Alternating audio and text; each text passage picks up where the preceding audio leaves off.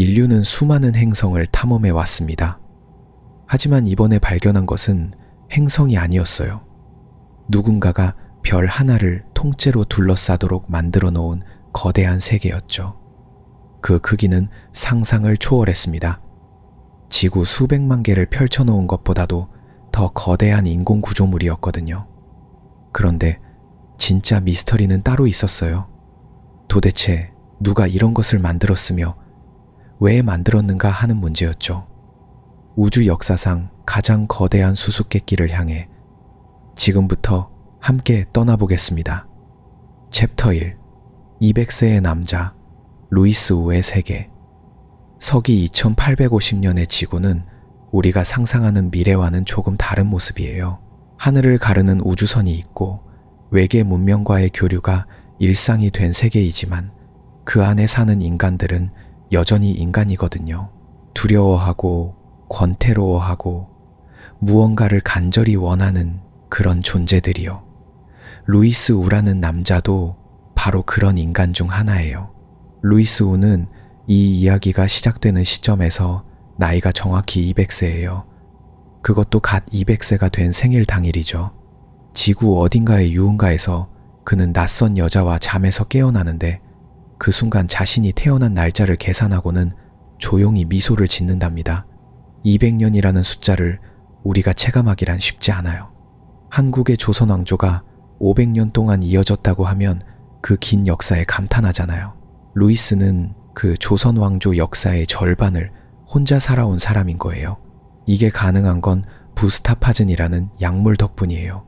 부스타파즌은 이 시대 지구에서 아주 보편화된 장수 약물인데 복용 방법도 간단하고 효과는 놀라울 정도로 확실해서 제대로 복용하면 노화를 사실상 무한히 늦출 수 있어요.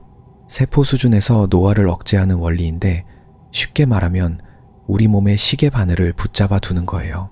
그래서 루이스는 200살이지만 외모는 대략 25에서 30 사이로 보이고 체력도 젊은이 못지않은 상태예요.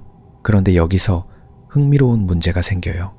몸은 젊은데 기억은 200년치가 쌓여 있다는 거죠. 루이스가 살아오는 동안 지구는 몇 번씩이나 바뀌었고 그가 사랑했던 사람들, 미워했던 사람들, 의미 있다고 여겼던 것들이 시간 속에 하나씩 사라져 갔어요. 어떤 감정은 너무 많이 느껴서 이제는 무뎌졌고 어떤 경험은 너무 많이 반복되어서 더 이상 새롭지 않은 것들도 생겼죠. 200년을 산다는 게 꼭 더 풍요로운 삶을 의미하는 건 아닌 거예요. 루이스가 특히 매달려 온 것은 여행이에요. 그는 지구를 수십 번 돌았고 태양계 안의 여러 행성과 위성들도 이미 다 가봤어요. 하이퍼드라이브, 그러니까 공간 도약 기술이 보편화된 덕분에 항성 간 이동도 꽤 많이 해봤는데 그래도 그 갈증이 쉽게 채워지지 않는다는 게 루이스라는 인물의 핵심이에요.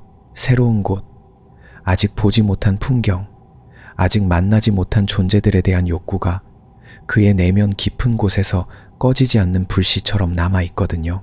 그렇다고 루이스가 이상주의자라거나 대단한 영웅형 인물이냐 하면 그건 또 아니에요.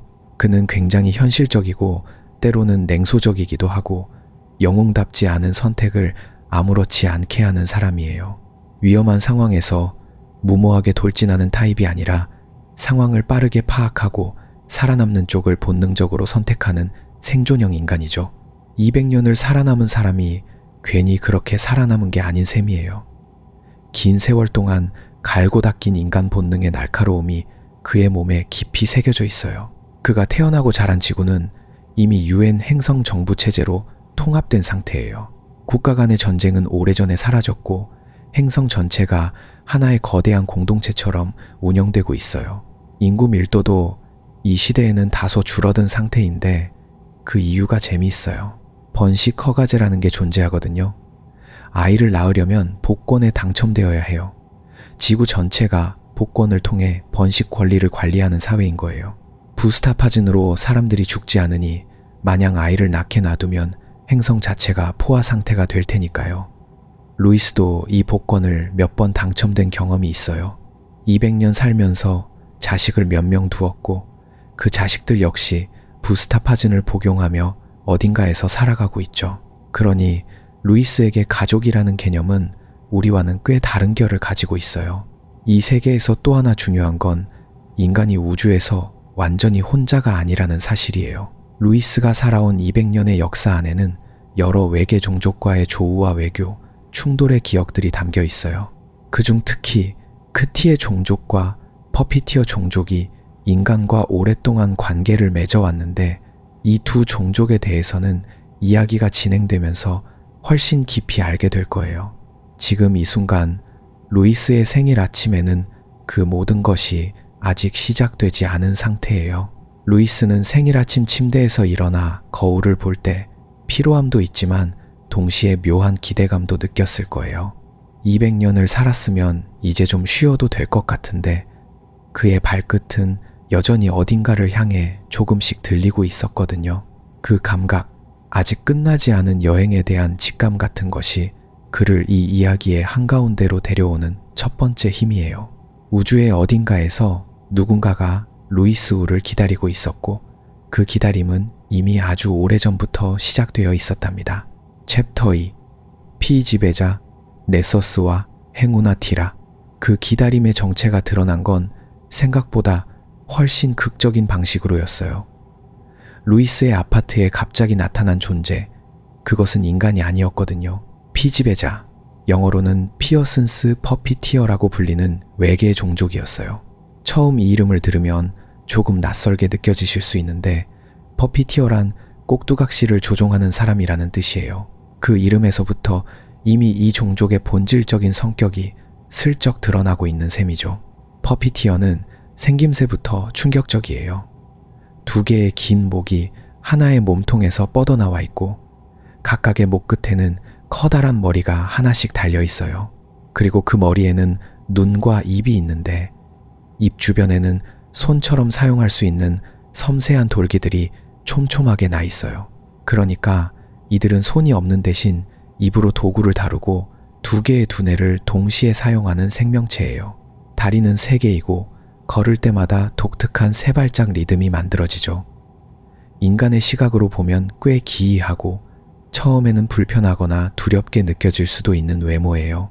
그런데 이 외모보다 더 충격적인 건 퍼피티어의 성격이에요.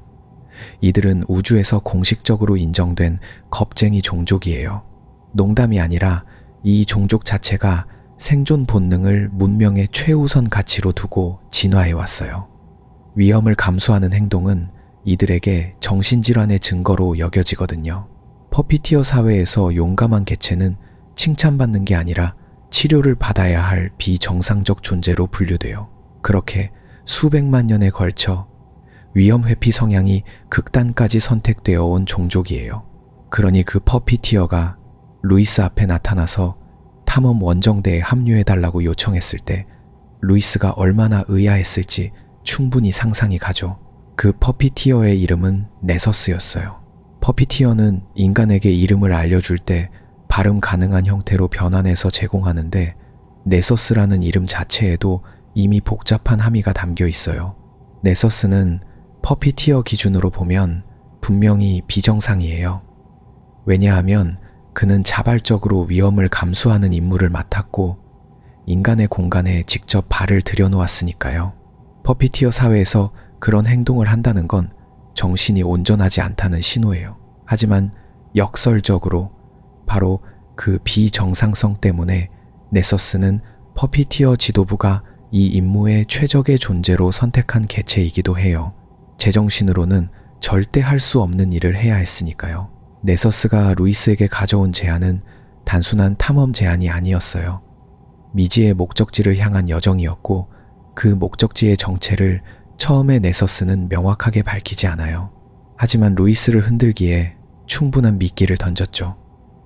어떤 인간도, 아니 어떤 알려진 생명체도 본 적 없는 무언가를 직접 보게 될 거라는 약속이었어요. 루이스는 200년을 살면서 많은 것을 봤어요. 지구의 도시들, 외계 행성들, 크티와의 전쟁, 부스타파즌 이전과 이후의 세계. 하지만 그럼에도 그 약속은 그의 발끝을 다시 들어 올리기에 충분했어요. 그런데 이 탐험대에는 루이스 혼자가 아니었어요. 니서스는 2명의 인간을 원했고 그 두 번째 자리에 선택된 존재가 바로 티라 브라운이에요. 티라를 이해하려면 먼저 크티에 대해 잠깐 알 필요가 있어요. 크티는 인간과 오랫동안 관계를 맺어온 외계 종족으로 고양이의 조상처럼 생긴 맹렬한 전사 종족이에요. 몸집이 크고 반사신경이 놀라울 만큼 뛰어나며 문화 자체가 전투와 명예를 중심으로 돌아가는 종족이죠.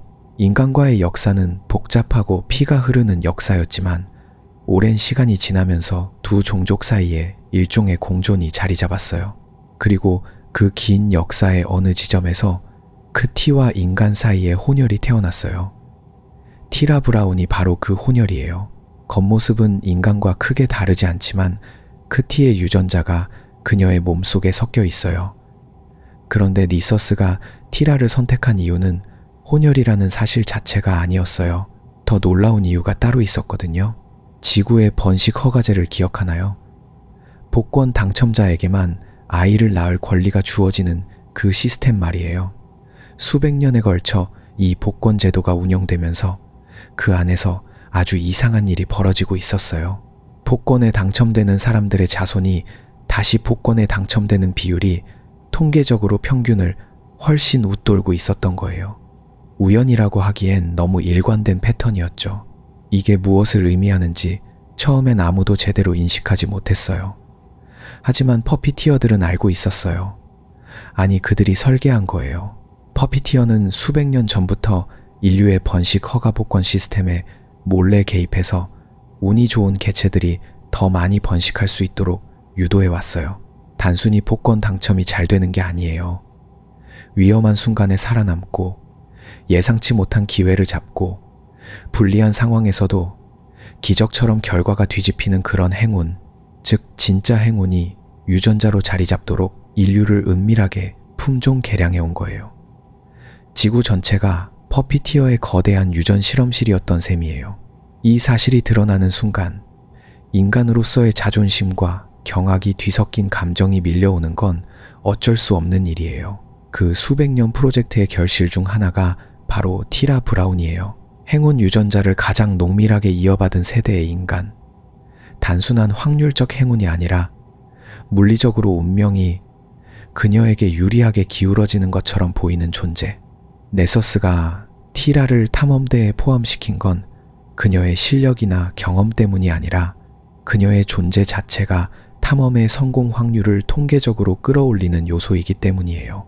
살아서 돌아올 확률이 높아진다는 계산이 깔려 있는 거죠. 루이스는 티라를 만나면서 그 사실을 천천히 알아가게 되는데 그 과정 자체가 작은 충격의 연속이에요. 티라는 나이가 루이스보다 훨씬 어려요. 20대라는 나이에 이미 크티 혈통 특유의 날렵함과 인간 특유의 따뜻함을 동시에 가진 인물이에요.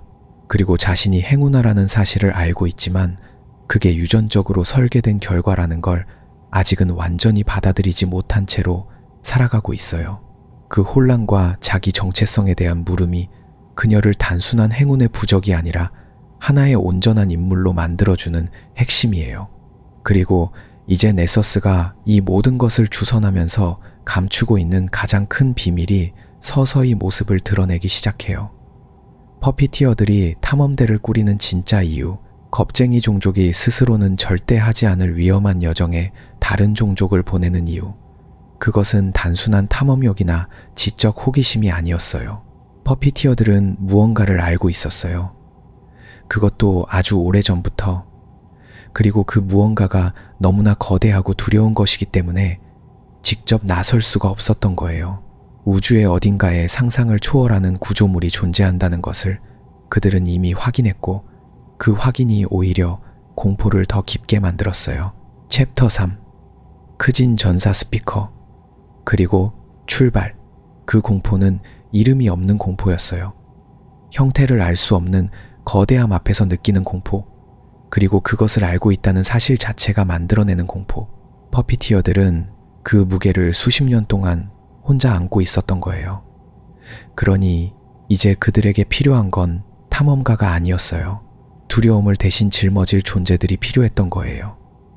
루이스 우와 티라 브라운이 그 역할을 맡게 된 셈이었는데 이야기는 여기서 한 명을 더 불러들이게 되어 있어요. 그 마지막 한 명이 바로 스피커 투 애니멀스예요. 크진족, 그러니까 이 우주에서 가장 사납고 가장 직선적인 방식으로 존재하는 고양이형 외계 종족의 전사죠. 이름부터가 독특한데 크진 사회에서 이름은 공적으로 얻어내는 것이에요. 아직 이름을 획득하지 못한 자는 그가 맡은 역할로 불리게 되는데, 스피커 투 애니멀스는 말 그대로 동물들에게 말을 거는 자라는 뜻이에요. 크진의 관점에서 인간은, 그리고 대부분의 다른 종족은 아직 진짜 이름을 부여할 만큼 문명적 존재로 인정받지 못한 동물에 불과한 거예요. 그러니 이 이름 자체가 이미 크진의 오만함과 세계관을 고스란히 담고 있는 셈이죠. 크진과 인류의 역사는 전쟁으로 얼룩져 있어요. 한 번도 아니고 무려 4차례에 걸친 전쟁. 그것도 크진이 먼저 인류를 공격하면서 시작된 전쟁들이에요. 크진은 강하고 빠르고 본능적으로 공격적인 종족이라서 그들의 군사 전략이라는 게 사실상 무작정 달려드는 것에 가까웠어요. 그 결과는 흥미롭게도 4번 모두 인류의 승리였는데 이유는 단순해요. 크진은 너무 일찍, 너무 자주 공격했어요. 기술이 충분히 성숙하기 전에, 상대가 얼마나 끈질긴지 파악하기 전에 그냥 덤빈 거예요. 그리고 그때마다 인류는 생존의 압박 속에서 기술을 급격히 발전시키며 이겨냈어요. 크진의 전투 본능이 역설적으로 인류를 더 빠르게 성장시킨 셈이에요. 스피커는 그 전통적 적대감과 자존심을 등에 지고 이 탐험대에 들어오게 되는데, 그가 여기 있다는 사실 자체가 이미 비범한 일이에요. 크진 전사가 인간과 퍼피티어와 같은 배에 탄다는 것, 그것은 크진의 문화에서 극히 드문 선택이에요. 네서스가 어떻게 그를 설득했는지는 명확히 드러나지 않지만 분명한 건 스피커 역시 무언가를 원했다는 거예요. 크진에게 명예와 이름을 가져다 줄 만큼 거대한 발견, 그것이 그를 움직인 이유였을 거예요. 4명이 처음 한자리에 모였을 때의 분위기는 솔직히 말하면 화목과는 거리가 있었어요. 루이스는 퍼피티어의 계획이 얼마나 치밀하게 자신들을 조종하고 있는지 서서히 감지하면서 불편함을 감추지 못했고, 스피커는 인간과 퍼피티어를 동등한 지성체로 인정하는 것 자체에 근본적인 저항감을 가지고 있었어요. 티라는 그 모든 긴장감을 자신만의 온화함과 특유의 낙천성으로 흡수하는 듯 했는데, 그것이 행운 유전자의 작용인지 아니면 타고난 기질인지는 알 수 없었어요. 네서스는 그 모든 갈등을 2개의 목으로 조심스럽게 조율하며 아슬아슬한 균형을 유지했어요. 이 팀의 긴장감을 가장 선명하게 보여주는 순간 중 하나는 스피커와 루이스가 처음으로 제대로 마주쳤을 때예요. 크진의 몸집은 인간보다 훨씬 커요. 지구의 고양이과 동물을 상상하되 그것을 직립보행하는 2m가 넘는 체격으로 키워놓은 존재를 떠올리면 될 거예요.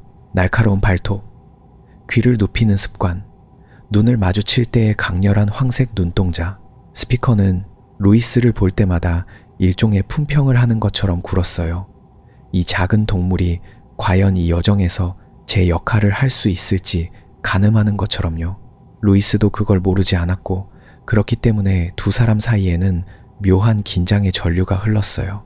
적대감이라기보다는 서로에 대한 측량이라고 표현하는 게 더 정확했어요. 그리고 마침내 그들은 출발해요.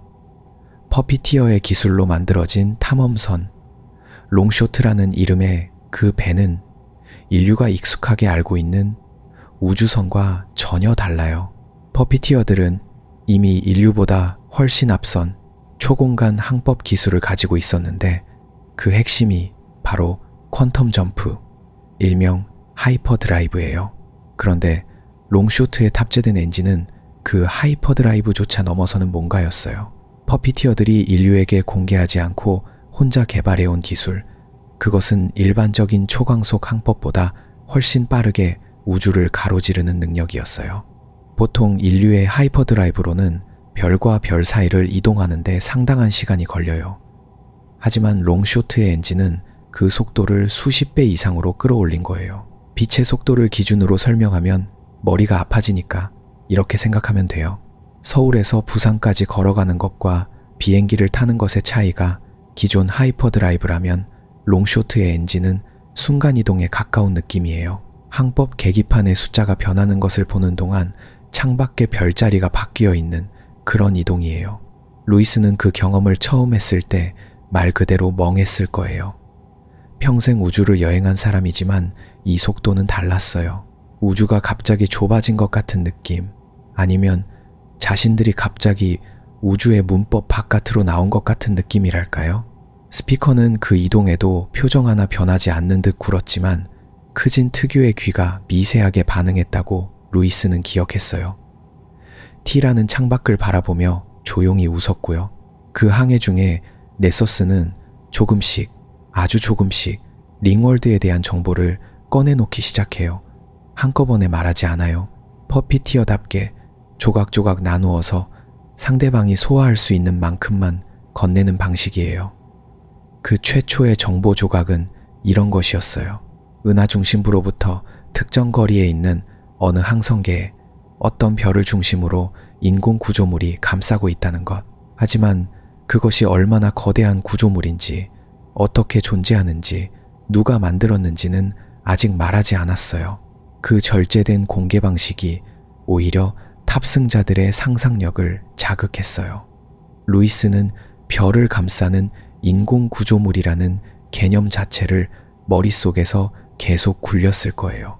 별을 감싼다는 게 어떤 뜻인지, 그게 가능하다면 얼마나 거대해야 하는지, 그리고 그것을 만들 수 있는 존재가 지금 어디 있는지, 그 질문들이 항해 내내 선실을 채웠어요.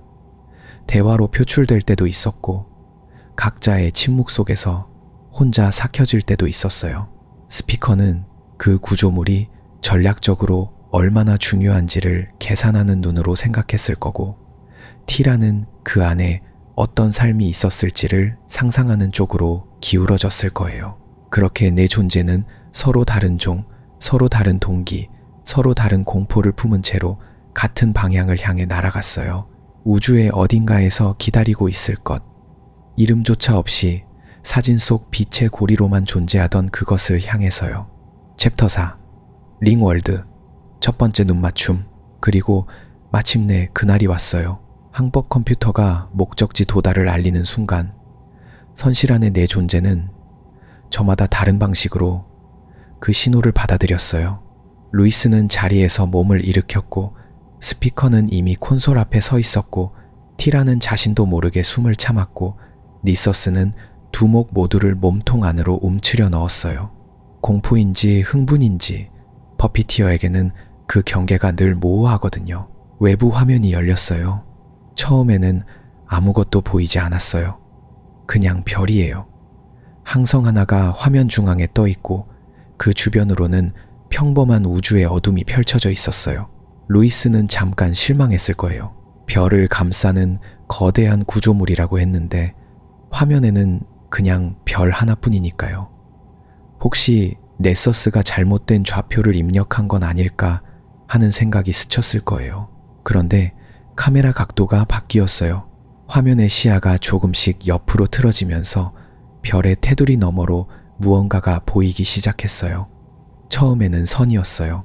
아주 가늘고 거의 착시처럼 보이는 하나의 호선이 별 주변을 감싸고 있었어요. 루이스는 그것을 보면서 눈을 가늘게 떴을 거예요. 저게 뭔지 알 수 없었으니까요. 별빛의 반사인지, 카메라 렌즈의 왜곡인지, 아니면 정말로 저게 그것인지. 그런데 카메라가 계속 각도를 조정하면서 그 선이 점점 두꺼워졌어요. 선이 아니었어요. 띠였어요. 그리고 그 띠가 별을 완전히 감싸고 있었어요.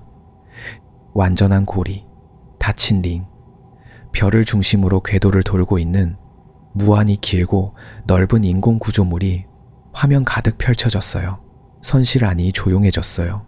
루이스가 나중에 회상하는 그 침묵은 경탄이 언어를 추월했을 때 찾아오는 종류의 침묵이에요. 말하고 싶은 게 너무 많은데 어디서부터 시작해야 할지 모를 때의 침묵. 스피커도, 티라도, 심지어 네서스도 잠시 아무 말도 하지 않았어요. 링월드예요. 그 이름 하나가 얼마나 적절한지 눈앞에서 직접 보면 비로소 실감이 돼요. 그것은 말 그대로 링, 고리예요. 별을 중심으로 도는 거대한 반지 모양의 구조물인데 그 크기를 숫자로 들었을 때와 눈으로 직접 봤을 때의 충격은 완전히 달라요. 반지름이 1억 5천만 킬로미터예요. 이게 어느 정도냐 하면 지구에서 태양까지의 거리가 딱 그 정도예요. 지구 궤도의 반지름과 완전히 같아요. 다시 말해서 링월드는 지구가 태양 주위를 도는 바로 그 궤도 위에 그 궤도 자체를 고리 모양으로 메운 구조물인 셈이에요. 지구 궤도를 따라 철판을 두르고 그것을 닫아버린 거예요. 그 철판이 바로 링월드의 바닥면이 되는 거죠. 너비는 160만 킬로미터예요. 지구 지름이 약 1만 3천 킬로미터니까 링월드의 너비는 지구를 옆으로 120개쯤 나란히 붙여놓은 것과 같아요. 그 너비가 바닥이 되고 그 바닥 위에 대기가 있고 바다가 있고 대륙이 있고 생명이 살고 있어요. 표면적을 이야기하면 더 어지러워져요. 링월드에 거주 가능한 안쪽 표면의 넓이는 지구 표면적의 약 300만 배예요. 300만 개의 지구를 펼쳐놓은 것과 같은 공간이 그 고리 안쪽에 존재하는 거예요. 지구에 사는 모든 인류가 손에 손을 잡고 링월드 안을 아무리 걸어도 평생을 걸어도 같은 풍경을 2번 보기 어려울 거예요. 그리고 중력이에요. 링월드는 중력을 만들어내기 위해 자전하고 있어요. 팔이 긴 해머를 빠르게 돌리면 손끝에서 원심력이 느껴지잖아요. 링월드가 바로 그 원리를 쓰는 거예요. 엄청난 속도로 자전하면서 그 원심력이 안쪽 표면을 바닥으로 만들고 거주자들을 바닥에 붙들어 두는 거예요. 지구 중력의 약 99.2%에 달하는 힘이에요. 거의 완벽하게 지구와 같은 중력이에요. 거대한 팽이처럼 돌아가는 고리 위에서 안쪽 면을 향해 발을 딛고 하늘을 올려다보면 별이 아니라 링월드의 반대편 표면이 보이는 거예요. 밤낮의 구분도 있어요. 별 자체가 중심에 있으니까 항상 빛이 닿을 것 같지만 그렇게 되면 낮만 있고 밤이 없어요. 링월드를 설계한 존재들은 그 문제를 해결했어요. 링월드의 궤도와 별 사이 좀 더 안쪽에는 또 하나의 고리가 있어요. 빛을 차단하는 정사각형 그늘막들이 일정한 간격으로 배치된 구조물이에요. 그 그늘막들이 차례로 별빛을 가리면서 링월드 표면에 밤을 만들어줘요. 마치 거대한 블라인드를 내렸다 올렸다 하는 것처럼 규칙적으로 빛과 어둠이 교차하는 거예요. 루이스는 화면을 통해 이것들을 하나씩 확인하면서 머릿속에서 설계도를 그리고 있었을 거예요.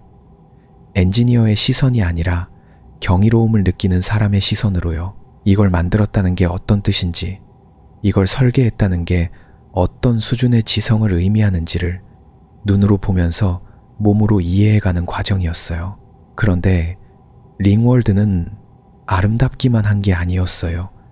가까이 다가갈수록 표면에 뭔가 이상한 부분들이 눈에 들어오기 시작했어요. 그늘막 고리의 정사각형들이 어딘가 제자리에 없는 것처럼 어그러져 있었고 표면의 일부에는 빛이 닿지 않는 지역이 불규칙하게 펼쳐져 있었어요. 완벽하게 설계된 구조물이 완벽하게 유지되고 있지는 않다는 느낌이었어요. 무언가가 잘못되어 있다는 신호, 그러나 그것이 무엇인지는 아직 알 수 없는 상태. 탐험선이 더 가까이 접근했어요. 그리고 그 순간 링월드가 그들을 먼저 알아챘어요. 챕터 5, 추락, 그리고 광활한 땅 위에서 링월드가 그들을 먼저 알아챈 건 사실 알아챈 게 아니었어요. 더 정확히 말하자면 링월드의 방어 체계가 반응한 거예요. 수백만 년 전에 설계된 거대한 자동화 시스템이 외부 침입자를 감지하고 작동을 시작한 거죠. 탐험선이 링월드의 대기권 안쪽으로 막 진입하려는 순간 레이저 광선이 날아왔어요. 설계자들이 남긴 방어 포대였는데 그게 아직도 살아있었던 거예요. 수백만 년의 세월을 버텨낸 자동 포대가 접근하는 이물질을 향해 정확하게 발사를 했어요. 순식간의 일이었고 탐험선이 피할 틈은 없었어요. 충격은 상상보다 훨씬 컸어요. 함체가 흔들리고 계기판이 미쳐 돌아가고 스피커에서 경보음이 터져 나왔어요. 루이스 우는 조종석에서 손잡이를 부여잡았고 티라, 밀로우는 본능적으로 자기 몸을 웅크렸어요. 크족은 특유의 불가사의한 침착함으로 화면을 보면서 데이터를 읽고 있었어요. 스피커는 단지 비명을 질렀지만요.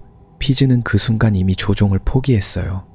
포기가 아니라 불시착 자세로 전환한 거예요.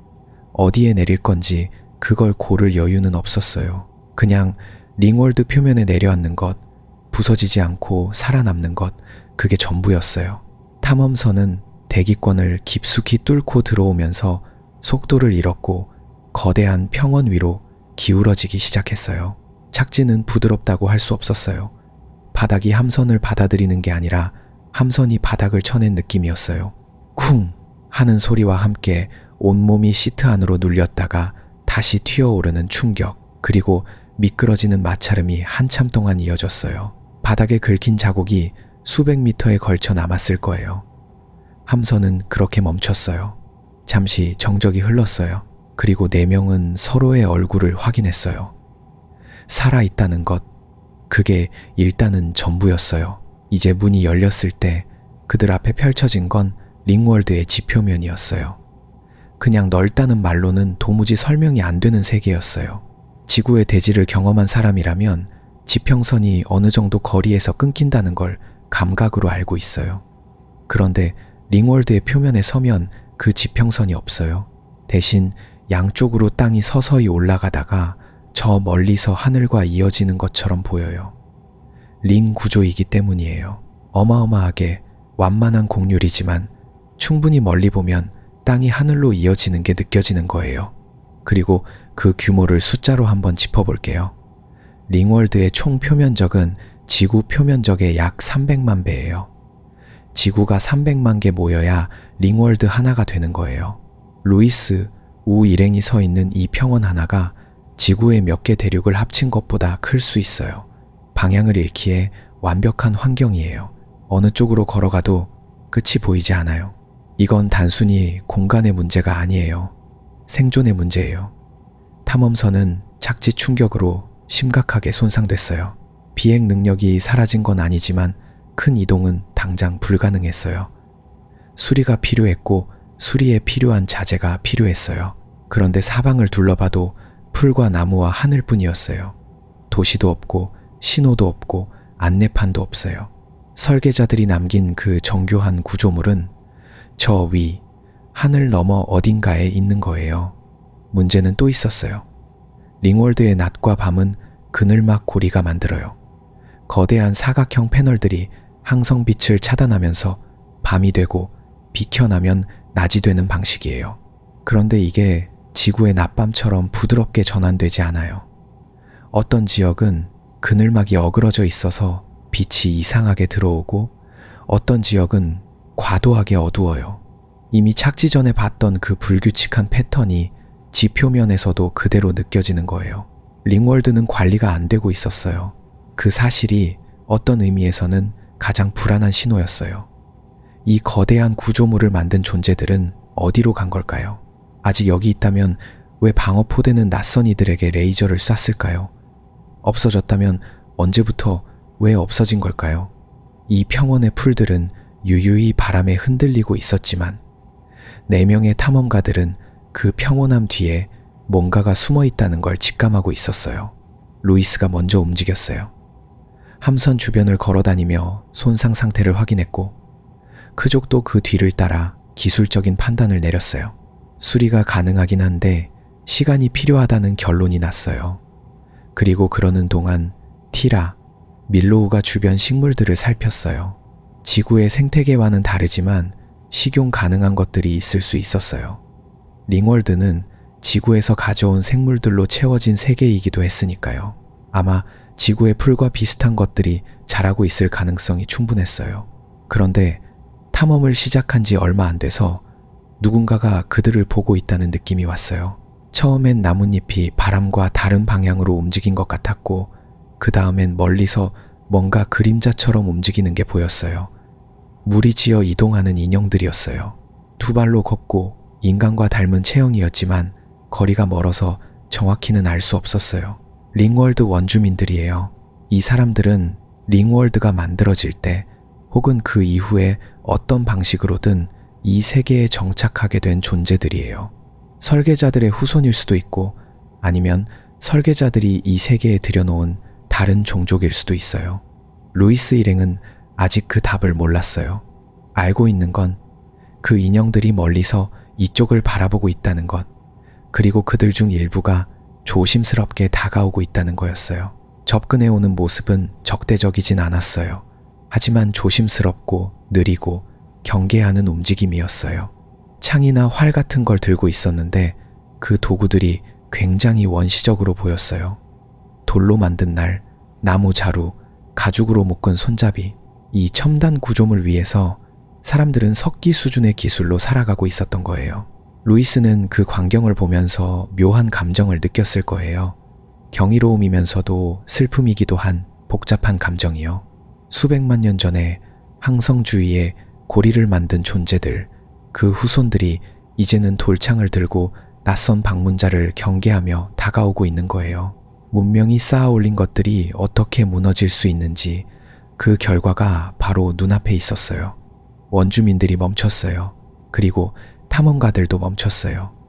서로 거리를 두고 바라보는 그 순간이 꽤 길게 이어졌어요.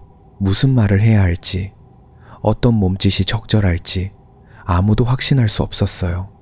하지만 그 대면 자체가 링월드에서의 진짜 탐험이 시작되었다는 신호였어요. 하늘 위에서 내려다보던 세계가 아니라 발을 딛고 눈을 마주치는 세계 속으로 그들이 들어온 거예요. 챕터 6. 원주민들의 비밀. 퇴화한 문명의 흔적. 그 첫 대면이 어색하게 끝난 뒤에도 루이스 우와 동료들은 원주민들과의 접촉을 이어갔어요. 티라와 그 무리는 처음에는 경계했지만 피피가 워낙 자연스럽게 그들 사이를 오가면서 분위기가 조금씩 부드러워졌거든요.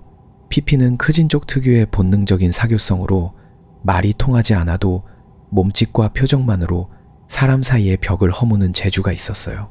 그리고 그 덕분에 탐험대는 원주민들의 거주지 근처를 조심스럽게 탐색할 수 있게 됐어요. 그런데 가까이 다가가서 보니 뭔가 이상한 점들이 하나둘씩 눈에 들어오기 시작했어요. 원주민들이 사는 마을에는 분명히 그들이 만들지 않았을 구조물들이 섞여 있었어요.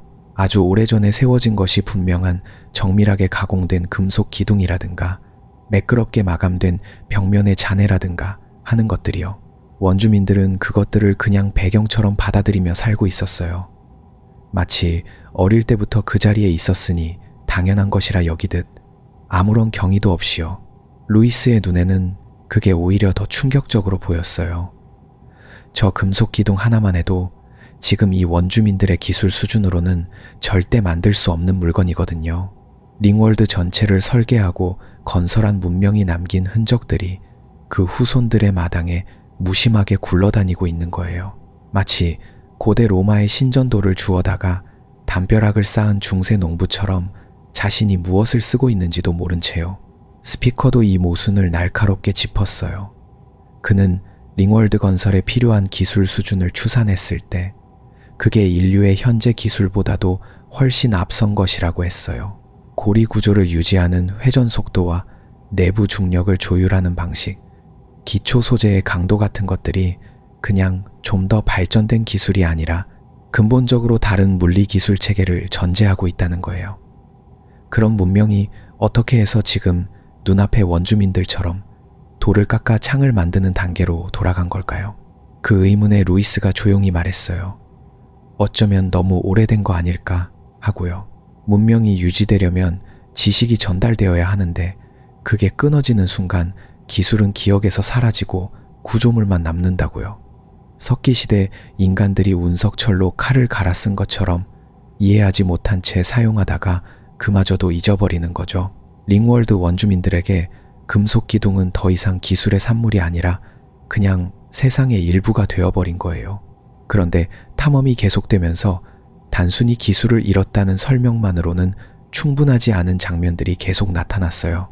어떤 지역에서는 원주민들이 아예 언어 자체를 갖고 있지 않은 것처럼 보이기도 했어요.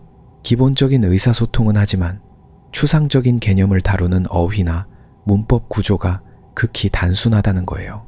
또 다른 지역에서는 사회 구조가 아예 붕괴된 것인지 개인 단위로 흩어져서 거의 고립된 채 살아가는 원주민들도 있었어요. 뭔가 훨씬 더 깊은 차원에서 퇴화가 일어난 것 같다는 느낌이 점점 강해졌어요.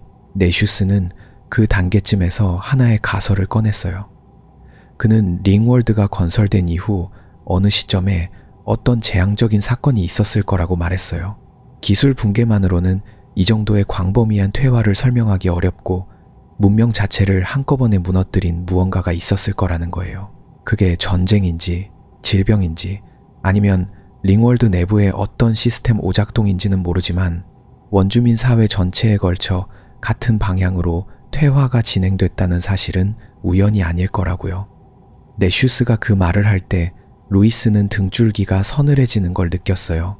링월드 전체에 걸친 재앙이라면 그건 고리의 크기만큼이나 압도적인 규모의 재난이었을 테니까요. 그 와중에 실제로 위험한 상황이 찾아왔어요. 탐험대가 링월드 표면을 이동하던 중 갑자기 지형이 크게 달라지는 구간에 접어들었거든요. 평원과 숲이 이어지던 지형이 어느 순간 거대한 구조물의 잔해들로 뒤덮인 지역으로 변해 있었어요. 한때 도시였을 공간의 흔적이요. 수십 킬로미터에 걸쳐 이어지는 건물 잔해들 사이로 군데군데 아직도 기능하는 것처럼 보이는 장치들이 있었어요. 그리고 그 장치들 중 일부가 탐험대를 향해 반응했어요. 그게 자동 방어 시스템인지 단순한 환경 감지 장치인지는 알 수 없었어요. 하지만 결과는 분명했어요. 탐험대가 특정 구역에 발을 들이자 주변 환경이 갑자기 달라지기 시작했거든요. 빛의 각도가 바뀌고 바람의 방향이 어긋나고 지면 자체에서 낮은 진동이 느껴졌어요. 피피가 제일 먼저 반응했는데 그는 말 한마디 없이 발걸음을 멈추고 코를 킁킁거리며 사방을 살폈어요. 크진족의 감각은 인간보다 훨씬 예민해서 그가 경계를 보이면 루이스도 무조건 멈추는 게 맞았어요. 그 순간 루이스가 올려다본 하늘에서 링월드의 안쪽 벽 경계가 아주 희미하게 빛나고 있는 게 보였어요. 링월드에서 그 벽들, 즉 스크라이스 벽이라고 불리는 구조물은 고리의 양쪽 가장자리를 둘러싸고 있는 거대한 천장 같은 존재예요. 대기가 고리 바깥으로 빠져나가지 않도록 막아주는 역할을 하는데 높이가 수천 킬로미터에 달하거든요. 그게 빛나고 있다는 건 링월드의 어딘가에서 에너지가 흐르고 있다는 신호일 수 있었어요. 그들은 결국 그 구역에서 조심스럽게 물러났어요. 아직 작동 중인 고대 시스템과 정면으로 부딪히는 건 적어도 그 순간에는 피하는 게 나았으니까요. 하지만 물러나면서도 루이스는 계속 그 잔해 도시를 되돌아봤어요. 저 안에 링월드의 비밀이 있을 거라는 확신이 발걸음을 돌리면서도 시선을 붙잡고 있었거든요. 퇴화한 원주민들, 무심하게 굴러다니는 고대 기술의 잔해들, 그리고 아직도 살아 숨쉬는 것처럼 반응하는 시스템들. 링월드는 죽은 세계가 아니었어요. 무언가를 기억하고 있는 세계였어요. 챕터 7. 폐허의 기억, 네서스의 비밀. 그렇게 한 발 물러선 루이스의 머릿속에는 그 잔해 도시가 계속 맴돌았어요. 단순한 폐허가 아니라는 느낌, 무언가가 아직 살아 숨쉬고 있다는 그 기묘한 감각이 쉽사리 사라지지 않았거든요. 그래서 그들은 우회로를 찾기로 했어요. 정면 돌파 대신 도시의 외곽을 따라 천천히 돌면서 다른 진입로를 살피는 방향으로요. 링월드의 폐허 도시는 상상을 초월하는 규모였어요. 지구의 도시 하나가 서울 정도라면 이 도시는 한반도 전체보다도 넓은 면적을 덮고 있었어요. 건물들의 잔해가 수십 킬로미터에 걸쳐 이어지는데 그 높이도 만만치 않아서 낮은 것도 수십 층, 높은 것은 구름 속으로 사라질 것처럼 솟아 있었어요. 모두 부서지거나 기울어져 있었지만 그 거대함은 전혀 손상되지 않은 채였어요. 루이스는 걸으면서 건물들의 외벽을 자세히 살폈어요. 건축 재료가 흥미로웠거든요. 지구의 건축물처럼 콘크리트나 유리, 철근이 아니었어요. 링월드의 건물들은 투명에 가까운 어떤 물질로 이루어져 있었는데 만져보면 차갑고 단단하면서도 금속처럼 차가운 느낌이 아니라 묘하게 살아있는 질감이 났어요. 수천 년을 버텨온 것 치고는 너무나 멀쩡했어요. 금이 가고 무너진 건 외부 충격이나 구조적 붕괴 때문이지 재료 자체가 노화한 흔적은 거의 없었거든요. 티라는 그 물질이 링월드의 바닥재인 스크리스와 같은 계열일 거라고 말했어요. 티라는 링월드 원주민 출신이지만 고대의 건축 기술을 직접 본 건 아니었어요. 그저 전해 내려오는 이야기 속에서 먼 옛날 세상을 만든 존재들이 영원히 부서지지 않는 재료로 모든 걸 지었다는 말이 있다고 했어요. 그 재료는 아무리 강한 힘으로도 깎이거나 녹거나 하지 않는다고요. 링월드 전체가 그 불가사의한 물질 위에 서 있는 셈이었어요. 네서스는 그 이야기를 들으며 평소와 달리 아무 말도 하지 않았어요. 피지배자들, 즉 네서스가 속한 종족은 원래 모든 정보에 민감하게 반응하거든요. 무슨 이야기든 분석하고 가능성을 따지고 자신들의 계획과 연결짓는 걸 본능적으로 하는 존재들이에요. 그런 니서스가 조용하다는 건 이미 그 정보를 알고 있거나 또는 이 상황에서 드러내고 싶지 않은 무언가가 있다는 뜻이었어요. 루이스는 그 침묵이 마음에 걸렸어요. 도시의 내부로 조금 더 깊이 들어가자 광장처럼 열린 공간이 나왔어요. 원래는 분명 사람들로 가득했을 공간이었는데 지금은 완전히 텅 비어 있었어요. 광장 중앙에는 부서진 구조물이 하나 서 있었는데 형태로 보아 일종의 기념물이나 분수 같은 것이었을 거예요. 하지만 루이스의 눈을 끈 건 구조물 자체가 아니라 그 주변에 흩어진 작은 조각들이었어요. 조각들은 각기 다른 모양이었는데 어떤 건 원형이고 어떤 건 나선형이었으며 작은 홈과 돌기가 정교하게 맞물리도록 설계되어 있었어요. 피피가 그중 하나를 집어들었어요. 크진족의 손은 크고 발톱이 날카롭지만 그는 아주 조심스럽게 그것을 돌려가며 살폈어요. 크진족은 사냥꾼의 본능을 가진 종족이지만 그렇다고 생각이 없는 건 아니에요. 오히려 피피처럼 전직 전사 출신이 아닌 크진족은 상당한 지적 호기심을 가진 경우가 많았어요. 그는 조각들을 맞춰보려 했는데 예상대로 딱 맞지는 않았어요. 기계장치의 일부라기보다는 어떤 기록이나 지도에 가까운 것 같았어요. 루이스가 옆에서 들여다보다가 한 가지를 발견했어요. 조각의 표면에 아주 미세한 선들이 새겨져 있었는데 그게 링월드 전체의 지형을 단순화한 그림 같다는 생각이 들었거든요. 확신할 수는 없었지만 선들이 이루는 패턴이 고리 모양의 구조물과 그 내부에 배열된 무언가를 표현하는 것처럼 보였어요. 마치 누군가가 링월드의 어딘가를 기록해 두려 했던 것처럼요. 그때 네서스가 말했어요.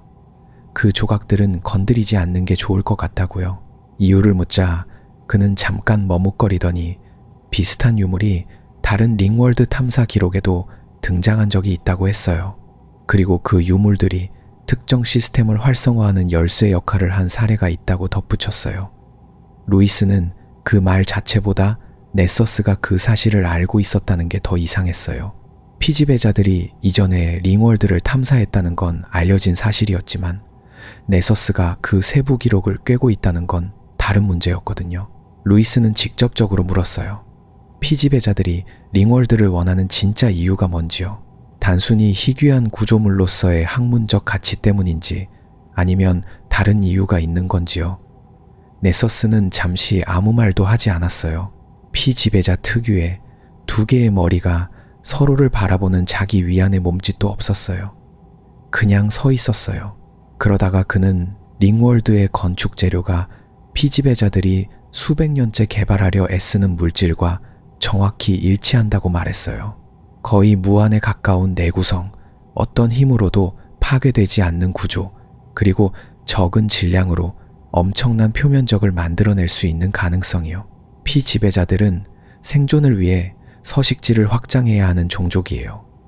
그들의 항성이 서서히 불안정해지고 있고 장기적으로는 다른 거주 공간이 필요하거든요. 링월드는 그 해답이 될 수 있었어요. 어떻게 이 구조물을 만들었는지만 알아낼 수 있다면 피지배자들은 자신들만의 링월드를 만들 수 있을 테니까요. 루이스는 그 순간 이번 탐험의 진짜 목적이 무엇인지 비로소 선명하게 이해했어요. 과학적 호기심도 인류와의 협력도 부차적인 것이었어요. 이건 처음부터 피지배자들의 생존 전략이었어요. 피피는 네서스를 향해 낮게 으르렁거렸어요. 크진족의 으르렁거림은 여러 의미를 담을 수 있는데 그건 분노보다는 경고에 가까운 소리였어요. 자신들이 이용당했다는 걸 느끼는 건 인간도 크진족도 마찬가지였어요. 하지만 루이스는 이상하게도 니서스에게 화가 나지 않았어요. 피지배자들의 논리로 보면 그건 충분히 합리적인 행동이었거든요. 생존을 위해 필요한 모든 수단을 동원한다. 그게 그들이 진화 과정에서 체득한 방식이었으니까요. 문제는 그 이후였어요. 네서스가 원하는 답을 얻고 나면 이 팀은 어떻게 될까요?